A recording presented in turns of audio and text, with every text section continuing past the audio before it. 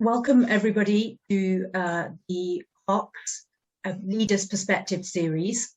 As you all know, this is our second session.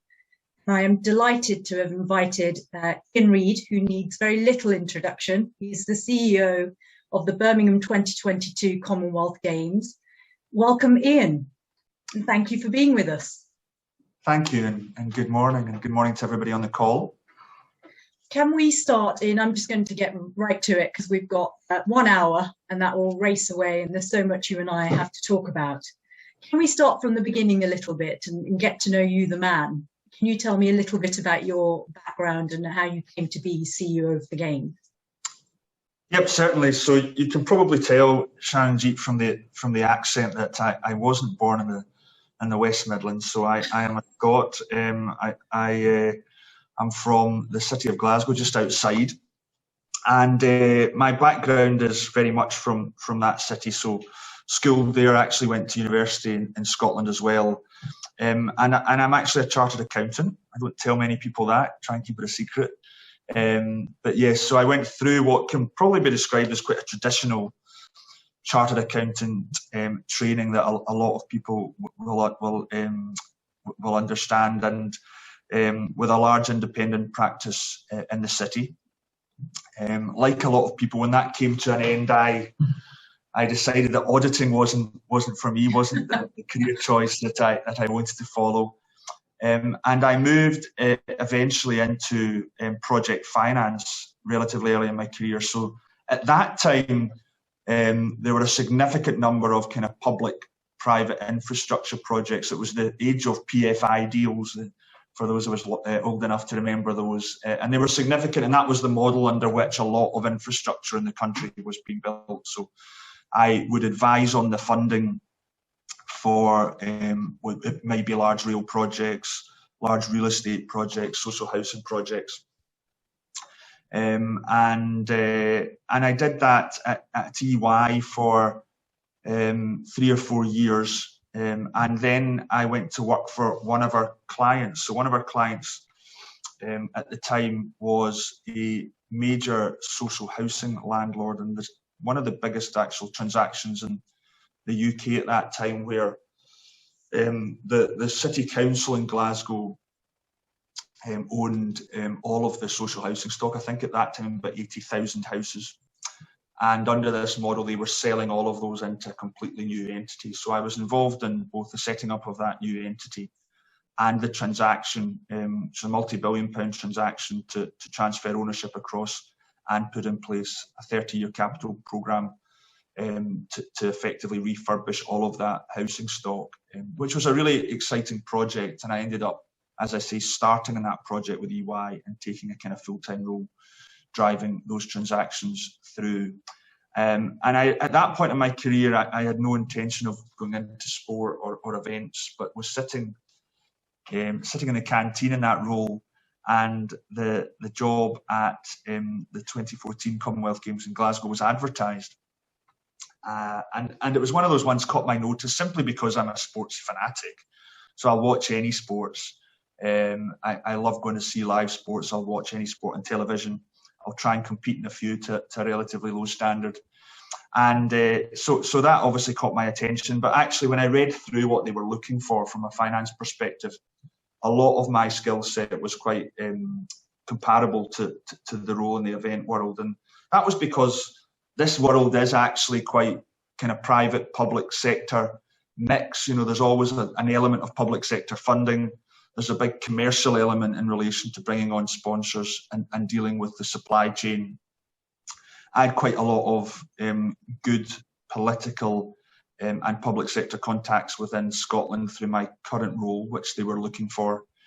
And some of the people who had already got involved in the project, the chair and others, were incredibly interesting, high-profile people who I was really keen to work with as well. So cut a long story short, that was my transition. I simply applied for that role, made some phone calls, and was fortunate enough back then to move across into the Organising Committee for the Commonwealth Games in Glasgow. And that was in 2008, I think. And I went in there as financial controller. And after a couple of years in Glasgow, I was promoted to the CFO. and worked on that project for 7 years. So I was one of the first employees, I think maybe employee 5 or 6 in the organising committee. And I was the last person out the door in 2015, physically locked the door when the games were over and we had dissolved the company. So it was an incredible experience, absolutely loved it. You know, you get a huge learning curve on these events simply because you go through the full life cycle of a business in a very short period of time, from startup through to high growth, through to one of the biggest companies in the city, and then you dissolve down to nothing. And of course, through all of that, you get this incredible experience of being able to showcase an incredible event and the city over the summer of when the event takes place. So thoroughly enjoyed it, but took a little bit of time off after it. They're intense. There's a huge amount of work involved, in particular in the last year or so. And then started looking for the next challenge, and ended up going back to the private sector actually, and went to work for a soft drinks company. Strangely, completely different to what I'd been doing, but they were actually involved in the games. And what happened was I developed quite a strong relationship with them. And the company is actually called AG Bar. So they're most famous in Scotland for owning the Iron Brew brand, but they also own significant brands like Strathmore Water. They own Rubicon juice. They own a huge variety of other soft drinks. But the reason they asked me to come across was they'd actually just bought a cocktail business in London, which had been very successful, but they were looking to grow that significantly, and we're looking for a few people to come on the board and support its growth. So I ended up going across there, took on a wider group role, but also a role on the board of this cocktail company, which is now doing extremely well, and didn't have any intention to go back to the event world. But I got about 3 years into my AG Bar role, I got a phone call from government saying, not sure if you're aware, Ian, but the 2022 games were originally awarded to Durban in South Africa. That's fallen through, and the CGF, the federation, are re-awarding the games to another city, and we in the UK are interested. We've been doing some bid work between Liverpool and Birmingham, selected Birmingham, but looks like we're going to be successful here, but we need to hit the ground running, because normally you get the 7-year planning period. And by the time we'd gone through that process, Birmingham probably had about just over 4 years. So then anyway, they effectively said to me, would you be willing to come on for 6 months, an interim contract, and you did all the startup stuff in Glasgow, could you do it in Birmingham? So that was a huge decision for me, actually, both professionally and from a personal perspective. The choice was to give up a full-time job for a 6-month contract. It involved, my family is still in Scotland, and would involve a lot of time away from them. And then I clearly lost job security and wasn't in my career plans at all. But the event world kind of pulls you back in, and my initial reaction was, this just isn't practical. But you kind of sleep in it, and you remember all the great bits and forget all the really challenging times. So I, cut a long story short, ended up taking that role, and came down to the city in Birmingham, and absolutely loved it from the off. Some great people involved in the early planning across all the partnerships involved in the games, and then ultimately applied to do it permanently. And here I am, three and a bit years later, with just under a year to go until the games themselves. So yeah, that's the quick kind of career tour, Sharon G. And family wise, I've got a wife and 3 children back in Scotland at the moment, and I kind of travel up there at the weekends and spend my Monday to Friday in an apartment in Birmingham. What I find remarkable about you, Ian, is you've just demonstrated something that very few of us actually pick up on, which is how much our skill sets are transferable into other sectors. Most people are within a sector and stay in that sector. They don't look to try other sectors. And what you've done is had a remarkable journey coming out of project finance management effectively into the sports arena, and then got into consumables, and then come back into the sports arena. I mean, that tells me a lot about you as an individual as well, in the sense that you have an entrepreneurial spirit, and that you will take risks. I mean, you have effectively taken risks in your career, and big risks at that. You've just left permanent employment, as you said, for an interim role. You you have been made CEO, which is fantastic. But that was quite a lot of change. But the fact that the CGF picked up the phone to you also, it speaks to the fact that they held you in great esteem.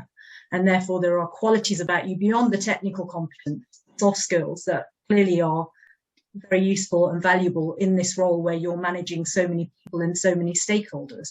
Can you share a little bit about what you think those qualities are and how you do manage so many stakeholders and this growing team? Yeah, I'll maybe start with your first point, which I think is a good one, and I think there'll be a number of people listening to this today who grapple regularly with that choice when they're recruiting of experience versus skill sets and just getting good operators and good people. And I've always been in the camp of, when you get really good people, you can always train them, and they will tend to be adaptable. So I've always been one where going through a recruitment process that people say to me, well, they're just not right because they've not done X, Y, and Z before and it's not on their CV. I always doubt that. Now, I think in anyone's career and in business, if you have an extended network and you prove your worth to them, I think you'll always find that you'll be offered good work and good jobs yourself going forward. So I think that's a lesson for us all. I'm not necessarily putting myself in that camp and give myself a big head, but I think it is a genuine lesson around, businesses are only as good as we always hear as their people. So, finding those, keeping them, rewarding them, motivating them, engaging them is the crux of any successful business. And that's no different to the private sector, public sector, or this kind of hybrid that I work in. I mean, my perspective is I've always taken a view, people are motivated by different things. I'm not generally motivated by money. Like all of us, we need enough to get by and support our families and children and have the lifestyle that we want. But it's not been my driver. I've always been driven by doing something that I enjoy, that interests me, that engages me. And in particular, I'd love to be able to look back when you retire and say that these are some real tangible things that I managed to achieve. So, when opportunities like the one I'm doing now come along, they're incredible because it's a very rare job where you can, you get up every morning, it's exciting, every day's different, some great people working here, you're working with a huge number of organisations. Yes, there's a bit of profile and that excites me as well. But the greatest thing that excites me is hopefully sitting here in 2023, 24 and looking back and saying, wow, I was part of something incredibly special for the city and hopefully left a significant legacy and changed some perceptions of the city and the region. That's the really powerful thing. And that's certainly what drove me in terms of taking that risk. And also you kind of got to back yourself, haven't you? I mean, when I took that 6-month interim role, I took it on the basis that I would only do it if it was a CEO role and that I had the opportunity to apply for the CEO role on a permanent basis. And of course, we all know it's always easier going into a permanent recruitment process if you've had the 6-month opportunity to prove yourself, to build relationships, to make sure those that are interviewing your strengths and weaknesses. So that was the thinking behind it. But of course, it comes with risk, and you're right. And there'll be entrepreneurs on this call are watching who will have the same mindset where they weigh everything up and they say, okay, I'm going to back myself and I'm going to go for it. So yeah, that was a thought process there. Well, I'm glad you mentioned entrepreneurs because that brings me nicely to my second and third question, I should say, actually, on the brief you and I discussed, which is what are the opportunities for our entrepreneurs at the moment? Yeah, so from a games perspective, there's a huge amount of opportunity, but from a business perspective and entrepreneurs, I mean, the first thing to say is, make sure if you haven't already done so that you register your business on our business portal, which is just birmingham2022.com/business portal, and all our opportunities are on there, and they vary in size. We have some huge, significant contracts that it might be harder for smaller SMEs to engage on, but there is a lot of smaller value stuff as well. And from a games perspective, the great thing is we cover a huge number of sectors. So we've got everything, you know, from operational contracts, whether it's cleaning contracts, catering contracts, laundry contracts, I think are advertised on there at the moment, but right through to our marketing team requires support, all the technology contracts, all the professional services stuff, some of the capital and temporary seating and infrastructure. So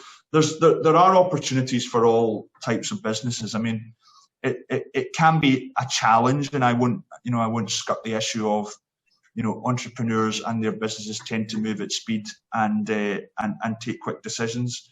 And we're a public body, so we have to go through public procurement processes. But if you're willing to bear with us on those, which aren't always the quickest and do involve a bit of bureaucracy, then, you know, getting involved with the games is a huge opportunity. And of course, that opportunity is not necessarily just direct in relation to contracts with the organising committee, but any companies in the West Midlands now should be thinking about the indirect consequences of the games, and that maybe just starts with the likes of service industries, who should be thinking about the scale of what's coming to town next summer. So we'll talk, I'm sure, in a little bit about the number of people coming into the city and tickets and everything else. But, you know, the city will be busier than it has ever been in its past, or perhaps ever will be going forward. So making sure that you think about what opportunities might come with that you're ready to maximise and capitalise on that you're ready to potentially grow your brand on the back of the city being in the global spotlight for 2 weeks. So yeah, there's a huge amount, and the economic boost, as you mentioned earlier, should be significant. Well, I was checking some of the figures that had come out for the Games, and one of the things that caught my eye was an estimated 350 million of Games contracts expected to benefit local and regional suppliers. Presuming some have been awarded to date, and now you're in ramp-up phase. Of that amount, how much is left to be awarded that is up for grabs? Yeah, I think we're about 2/3 of the way through. But you've got to remember in that value that a significant number of the bigger contracts have been awarded. Right. So volume-wise, i.e. number of contracts, we've probably still got a good number. But I think value-wise, we're about 2/3 of the way through that, Shanji. So there must still be 120, 130 million pounds left to go. But I think that's made up of a huge number of smaller value ones. So a tiny sum left really to go then. Well, still. Well, of course, and that's the organising committee. You know, there's two major capital projects linked to the games that are there. I'm sure they are still subcontracting as well. And as I said earlier, all of those indirect opportunities. Can I ask you to, before we move on to the next question, I just think it's really important, again, just to mention the website where businesses can register. Yeah, so that's that business portal that I mentioned. But yes. As a wider point, anyone who's got any interest in the games, is what the Birmingham 2022 website is very good in terms of information, whether that's in relation to getting involved as an individual or a business, or just if you want to find out general information about the sessions, the tickets and everything else. So I think it's a good port of call for anyone that's wanting to find out a bit more about the games. But yeah, specifically on the business portal, it's one of those portals where you can go on, register your business and tick the sectors that are of interest to you, and it will then proactively send you notifications of if any opportunities come up in your sector. So it's not one that you need to continually look at, but that investment of initial time up front to register is definitely worth it, and you never know, something might come along that's absolutely right for you to bid for. The UK has, I believe, over 80% SME market, and wanted to understand from you, are there any initiatives in situ to support small businesses in bidding for any of the contracts? Yeah, we recognise it's a challenge and have done early on, simply for the reasons I mentioned earlier, which is there is a significant cost to bidding for substantial public sector procurement opportunities. And it's also complex, you know, it's for the right reasons to make sure that the level playing field is fair and equitable, but it can be complicated. So we have put in place something called the Inclusive Commonwealth Legacy Programme. So that's a partnership between ourselves I think Aston Uni are involved, Greater Birmingham, Solihull, Leper involved, the Chamber of Commerce here in the city, as well as the Legacy Centre for Excellence. So that's been up and running. That's focused on SMEs, and it's focused on not just the games actually, but it's focused on making sure that we're building infrastructure and knowledge around how companies can bid for public sector contracts going forward. So that can be from, I think that course includes some of the practical stuff just about operating the systems, the procurement process, the bid tendering process, but it also is wider than that. So it talks a bit about digital marketing. It also goes into social value, which is a significantly growing element of public procurement, where, as well as the public sector expecting companies to obviously provide a high quality and cost effective solution, they're also measuring in a very material way how much those tenders can give back to society from a wider perspective. And we're pushing that as well. So that can be everything from, you know, environmental initiatives to commitments to taking on apprenticeships to local employment, etc., etc. So that the course also talks about how SMEs can contribute to that agenda and how they can measure that and how they can demonstrate that to the buying organisation. So yeah, we've been doing that, and that's a 12-month course. I think there's a kind of halfway point where we increase the number of companies on that as well, and I believe that's going well. And there's a significant focus on that around ethnically diverse businesses as well, to make sure that we support businesses from right across the region. So just to reiterate for everyone listening or who will listen to the podcast when we release it, this is called the Inclusive Commonwealth Partnership. And information is available on the website again, so www.birmingham2022.com/. I don't know the direct link to that one off the top of my head, but if there is a section on the website that's called Business. You will find it through that section. Brilliant. I think we need to talk more about that and sort of spread the word, and I'd urge everybody to do that. Let's come on to the games itself, because as you mentioned just a little while ago, the indirect benefit business of the games happening. I saw some tremendous stats, but you would be able to speak to them much better. But I'll kick off with a few things that I've picked up. 75 Commonwealth nations, 11 days of sport in terms of the event itself, 6,500 athletes and officials in town, and citizenry across the Commonwealth equates to about 2.4 billion people. That's the opportunity. But maybe you can talk about the rest of the event and tickets and the potential boost to the economy of the games happening. Yeah, so all of those statistics are spot on. So you've obviously got a good source, Sharanjeet. And not telling you where and how. No. So look, let's start by saying this will undoubtedly be the largest event that the region ever holds, I think, right? Certainly in a generation. Someone said to me not long after I started that it will also be the biggest mobilisation of people in the West Midlands since the Second World War, which I thought was quite an incredible statistic. So you're right, we've got 72 nations coming from all corners of the globe, all Commonwealth countries, all continents represented. We've obviously got an incredible Commonwealth diaspora in the city and the region as well, which just filled me with excitement about creating all of those links. You're right, in terms of competitors, 6,500 athletes and officials will have to be accommodated across 3 athletes' villages. We have got around about 1.7 million tickets for sale, which is quite incredible when you think about it, because that is across only 11 days from the 28th of July through to the 8th of August. And that sports programme, covers, I think, something for everybody. You've got the marquee, typical Commonwealth Games sports of athletics and aquatics. You've got, you've got a lot of the cycling events, which are significantly growing sports, from track cycling, road cycling, mountain biking's in there. We've got some more typical Commonwealth sports that perhaps you don't find as much in other multi-sport events. So squash is in there, lawn bowls is in there, rugby sevens is in there. For the first time ever, women's cricket is in there, which I think is hugely exciting. for the West Midlands. And again, another sport that's growing exponentially year on year. It's incredible.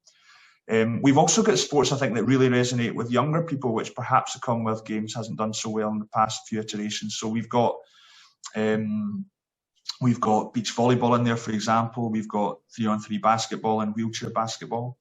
And in terms of that overall programme, we think it's the largest sports programme of the Commonwealth Games ever. It's certainly the most inclusive sports programme. And I say that for two reasons. One, unlike the Olympics, the Commonwealth Games is an integrated sports programme. So both parasport and able-bodied sport take place at the same time.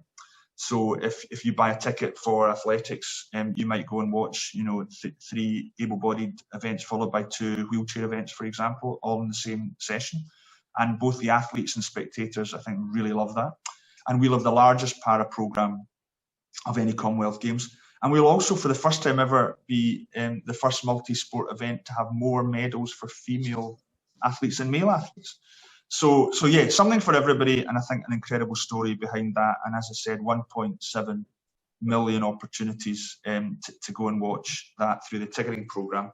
And based on previous Commonwealth Games at peak, we think we will have over 1 billion TV viewers from across the world.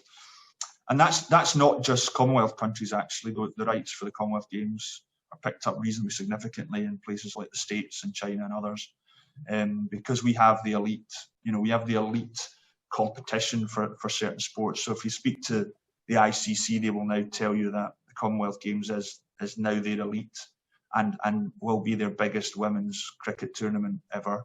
The Rugby Sevens is up there. It's got all the best countries competing in the world in terms of competition, although it's now in the Olympics as well.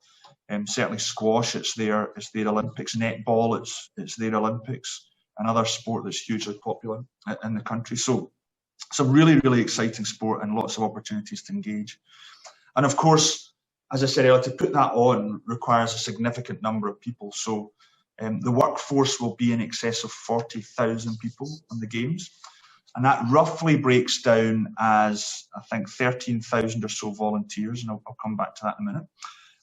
We've got somewhere between 20 and 30,000 contractors in the supply chain. So that could be everything from those working in technology, in security, in stewarding, in catering, in cleaning, in logistics, and the list goes on. And then we have about 1,200 to 1,500 people working directly in the organising committee's full-time team as well. So lots and lots of employment opportunities. And then also there's I've talked about sport, but culture is just as important to us as well. And we're running a 6-month cultural programme around the Games, so that will likely start around April, May time, run through to October-ish. We obviously have the showcases of the opening and closing ceremonies as well, and the Queen's Baton Relay. So all of those are big engagement opportunities there as well. We'll be looking for mass cast, for example, for the ceremonies. There are huge number of grant giving opportunities for local clubs and organisations to get involved in the cultural programme, as well as some of the more high profile events.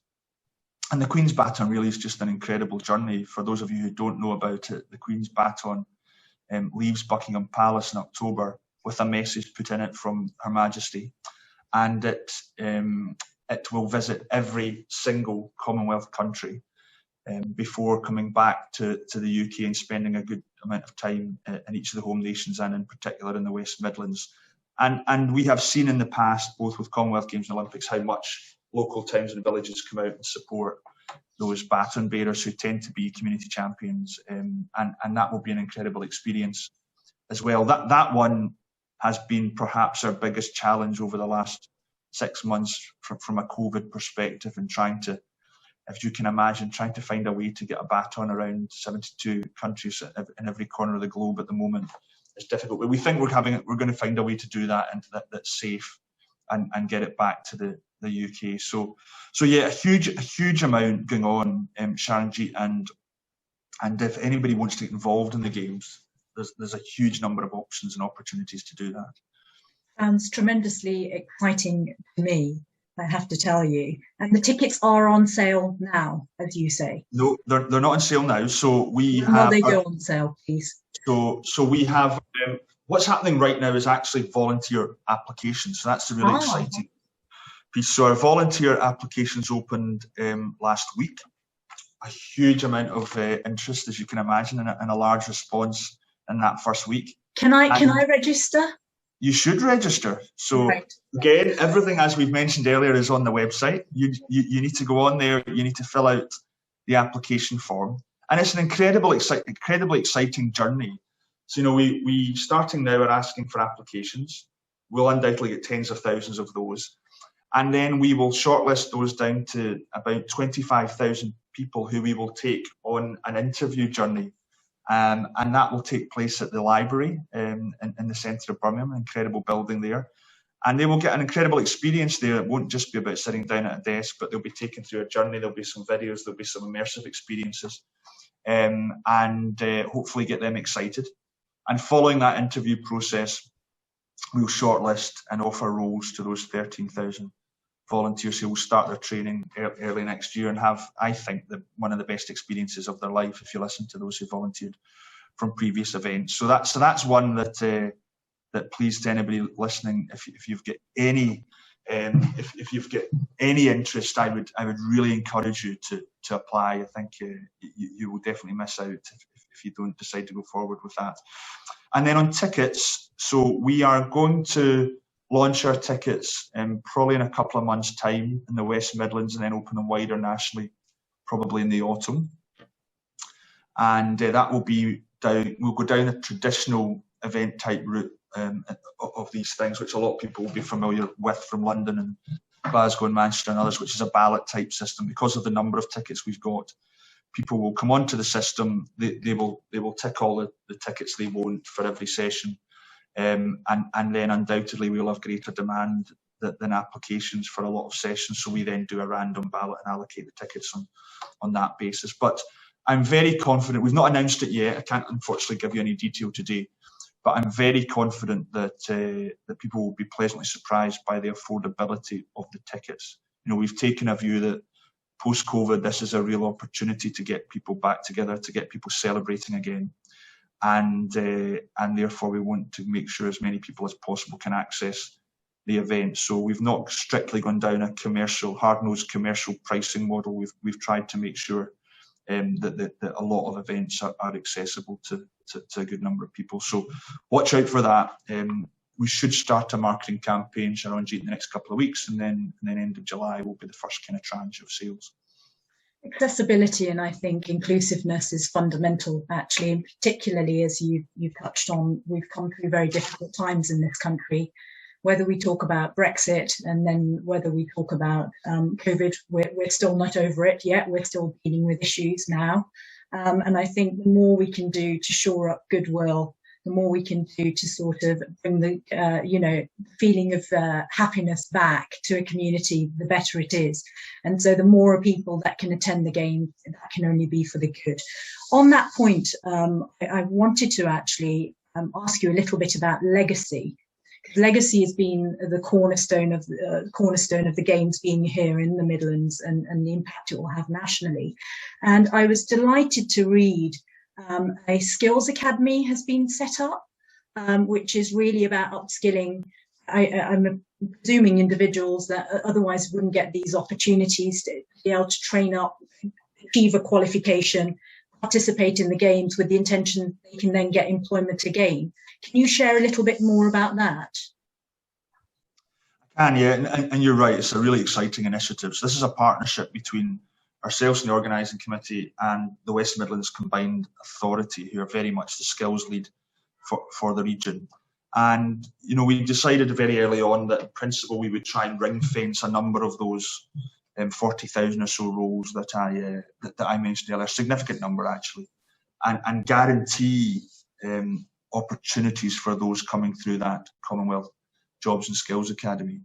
And we're reaching out as far and wide and into communities as we can to make sure that people are aware of the opportunity, and effectively we will take them on a funded journey where they are fully trained, ready for guaranteed work on the games.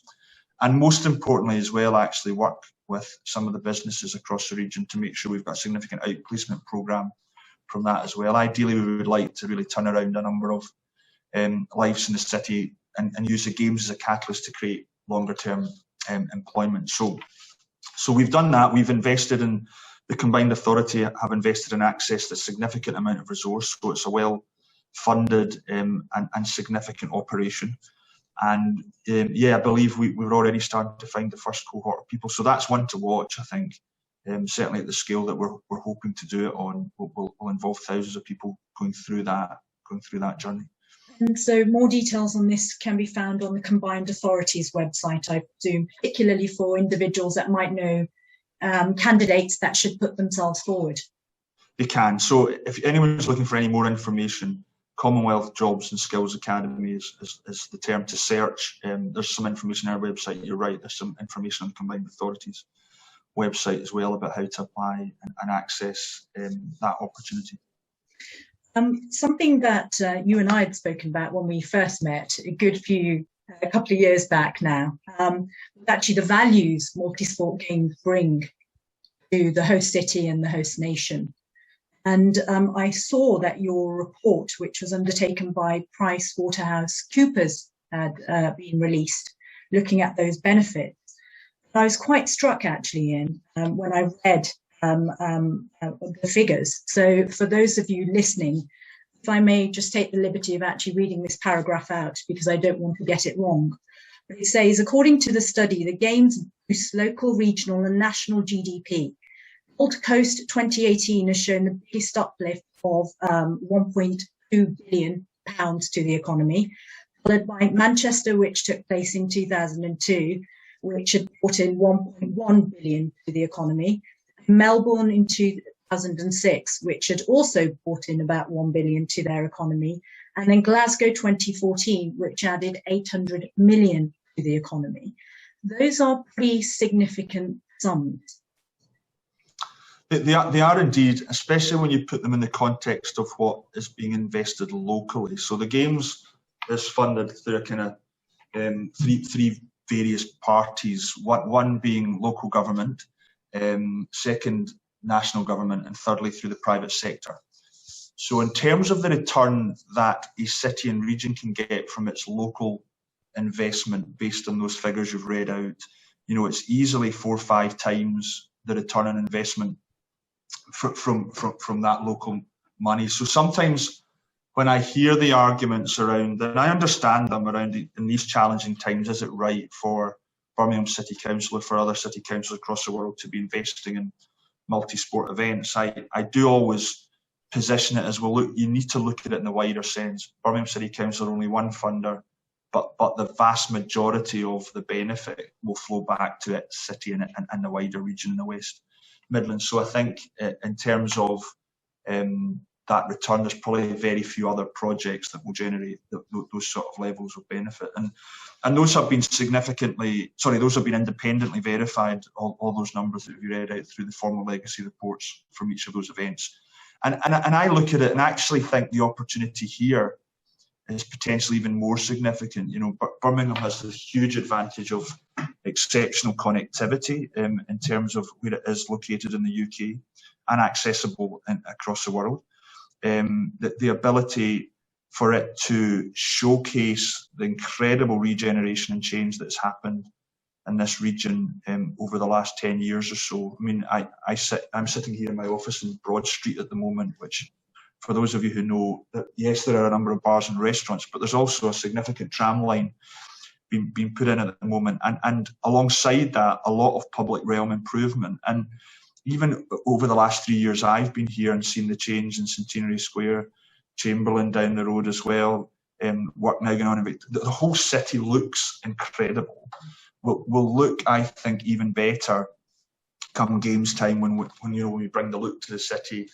We broadcast regularly from the city, and you overlay all of that with clearly the shorter term bounce of all those people coming in. But I think the real opportunities, the longer term perception change, inward investment opportunity, the tourism agenda that's going around the Games. So we were talking Sharon, briefly before this about the Games Business and Tourism Programme, which has got a significant level of funding. And that is all around using the Games as a platform to showcase local businesses, those that perhaps might want to export across the Commonwealth, and using it as a platform to do that. The Games will bring both political and business leaders from every competing country into the West Midlands, so using that platform to showcase what we've got to offer here. And then also, perhaps most importantly, making sure that when people visit and have an incredible time, as they undoubtedly will, that we make sure we attract them back again and again through that tourism campaign. So I think that's easily achievable, the sort of numbers that you've said from previous events. And actually, we should be aspiring to, I think, exceed all of those numbers here in Birmingham. Well, you touched on tourism. The report also highlighted that 3 years after an event had taken place in the host city, that tourism had increased by 25%. So let's hope it's greater than that here, but even a 25% increase would have a significant impact for all the businesses. Also, what I was quite interested in, as you know, with my background, was the skills and inward investment that the Commonwealth Games can bring. And based on this report again, it showed up to £400 million. Are you involved in any way directly? You've brought up the Business and Tourism Programme. I mean, you deliver the games. That's a very clear function, but you have inroads into all the other projects going on. But in terms of the Business and Tourism Programme, how do you support that? How do you support the inward investment stream? Yeah, so it's very much been led by two organisations. There is a regional element to the Business and Tourism Programme, which is primarily driven by the Growth Company in the West Midlands. And then there's a national element, which likes of DIT primarily are leading on, but also the likes of Visit Britain are involved as well. So we're very much not driving it as the organising committee. And you rightly say our primary role is to organise the event. However, the whole kind of Birmingham offering around the summer next year needs to be fully integrated. So that's about, the Games very much will act as an attraction to bring people here. And once they're here, we need to capitalise on all these other objectives that we've got. So, coordinating about what does if the Prime Minister of Australia is visiting, which they very well may, what does their agenda and itinerary look like? And that's the balance of how do we give them that incredible Games experience and support that, alongside making sure that they hear about how incredible the city and the region and its business and tourism offering is as well, around all of that. And also the other big opportunity on the inward investment piece, and I mentioned it briefly earlier, is working with broadcast. And people sometimes overlook how critical that is, because those are the pictures that will be put around the globe, the city and the region. So that can be as simple as, where will the Australian broadcaster, the Canadian broadcaster, the South African broadcaster, the Indian broadcaster, Pakistani broadcaster be broadcasting from? What does their backdrop look like at night? And, so for example, St Tunis, we've already got inquiries about how do we get the library as a backdrop, or the new exchange building over there, etc., etc. And all of that's critical. Where does the marathon go? Where do track and road and time trial cycling go, to make sure that we're showing off the best, perhaps of the Warwickshire countryside, or the best of the Black Country on TV? So there's a lot of thinking into that. And then how do you link that to the more direct marketing campaigns that go forward after the Games? So we're a critical part of it, but we're by no means leading on the programme, Shanji. Okay. Coming to COVID, have you adapted as a business? I mean, I view you as a startup that goes into scale up, but unique in the sense, as you say, it's a public-private partnership in most cases. You are managing multiple stakeholders, not least of government, local authorities, the various Commonwealth nations, and then all the sponsors and so forth that you work with, and then everybody you employ, and then the associated relationship. Have you had to adapt? Yeah, I didn't anticipate COVID when we were talking about that early career decision to move into this role. It's we've not had a lot of time to organise these Games, and last year, to be frank, has been incredibly difficult. And next year will be incredibly difficult as well. But saying all of that, that's no different to every other business. We fully recognise everyone's had to adapt. Where it's been particularly challenging for us is that high growth curve. So believe it or not, when we went into lockdown back in March last year, we had 70 staff. And as I sit here today, we've got 430. And people are gradually coming back to the office. But as of a couple of months ago, the vast majority of those hires had never physically met a work colleague, had to be recruited, inducted, and effectively trained and upskilled, all from their homes. Now, I think like a lot of businesses, if you told me that was going to happen, I'd have said it would just never work. And we've been pleasantly surprised by how much progress we have been able to make. But there is undoubtedly challenges in our environment of that. So people haven't been able to visit venues. So, we get a lot of people working in our organisation whose job it is to work out how the venue will operate for the games. So where security cordons go, where does catering go? How do we make sure from a public health perspective all the routes are effective? And that is very challenging to do simply on plans without being able to go out and get a feel for events. So that's just one small example.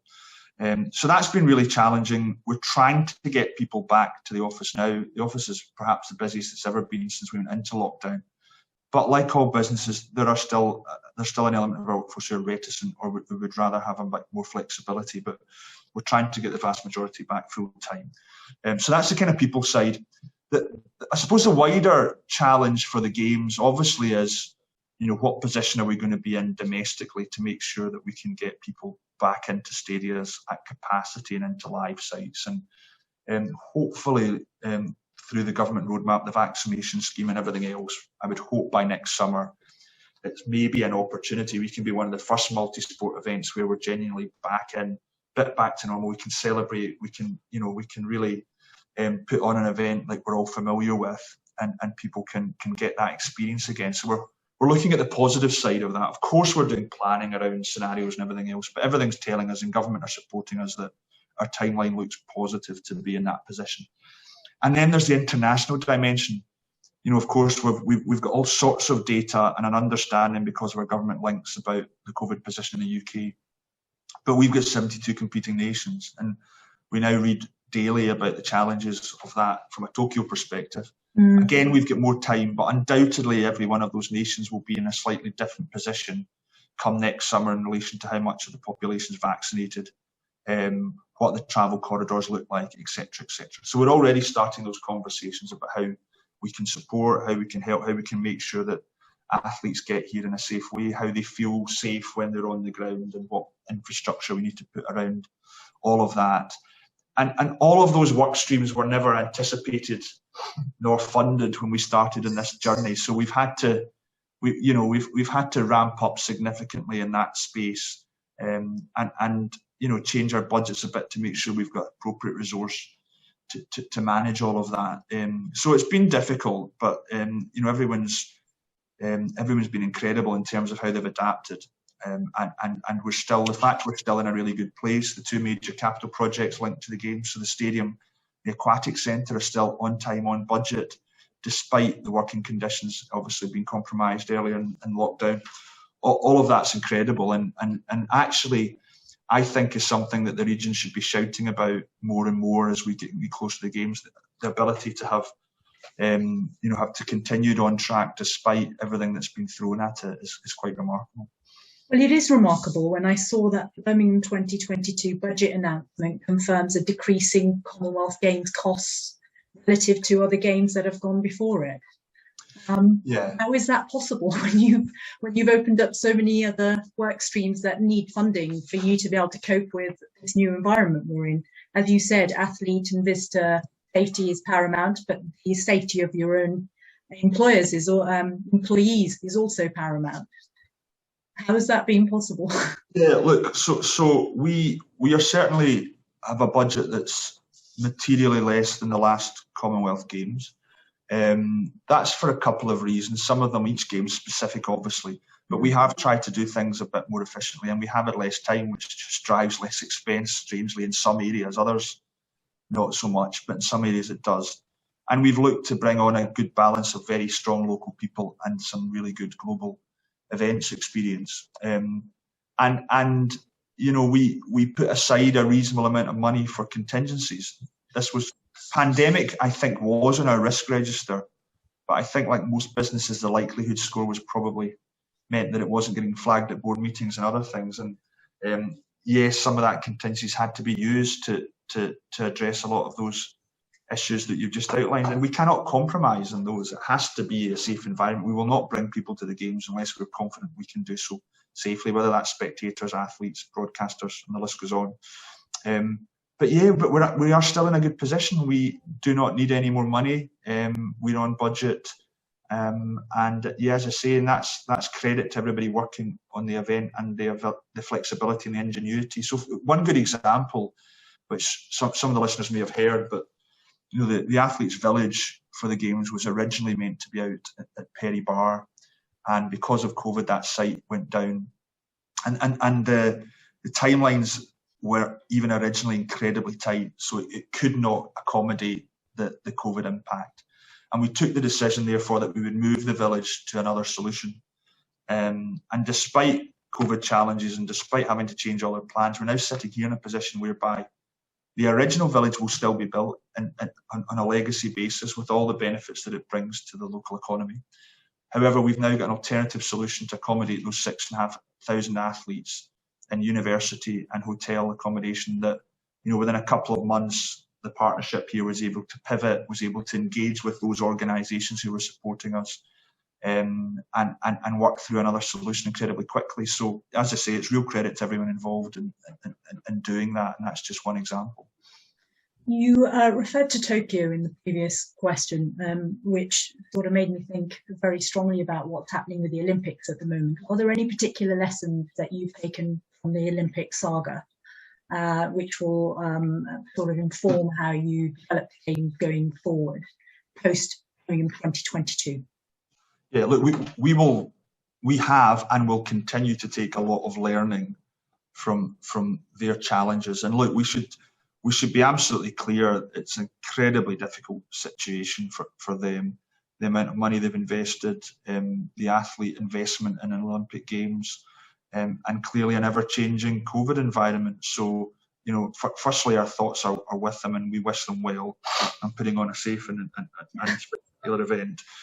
However, you know, selfishly, it does really benefit us because we've seen the journey they've been on. They've been able to articulate to us what's worked well, what hasn't, where they think they're going to be able to make changes that will work and other things that might perhaps not. We're going to have a couple of people working on their team who can give us on the ground feedback on in particular the COVID operation and how that works. So yeah, we will benefit hugely from their experience, and as I say, they've been only very helpful. So we genuinely do wish them well for their event this summer. Well, we are getting close to wrap-up time, and it would be very remiss of me not to ask you about diversity and inclusion. I sort of want your thoughts on this agenda and what actions you are taking as an organisation within this agenda. Yeah, look, it's been a challenging journey for us on this agenda in particular, and I don't never shy away from it, but we came under quite a lot of scrutiny maybe about 18 months ago, well, maybe about a year ago, I think now, around our board makeup, Sharanjeet, which you're well aware of, and I'm sure some of the listeners are. And, you know, it's always been our aspiration to have a games for everyone. That's what we've said early on.